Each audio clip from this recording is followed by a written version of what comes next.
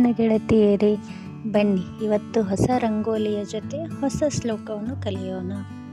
ಸರಸ್ವತಿ ನಮಸ್ತುಭ್ಯಂ ವರದೆ ಕಾಮರೂಪಿಣಿ ವಿದ್ಯಾರಂಭಂ ಕರಿಷ್ಯಾಮಿ ಸಿದ್ಧಿರ್ಭವತು ಮೇ ಸದಾ.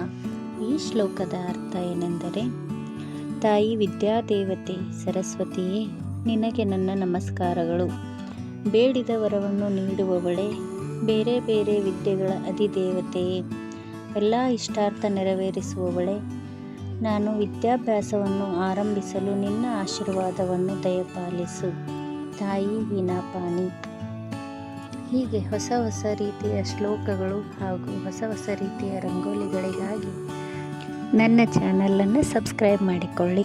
ಈ ರಂಗೋಲಿಗೆ ಲೈಕ್ ಕೊಡಿ, ಹಾಗೆ ನಿಮ್ಮ ಅನಿಸಿಕೆ ತಿಳಿಸಿ. Thank you.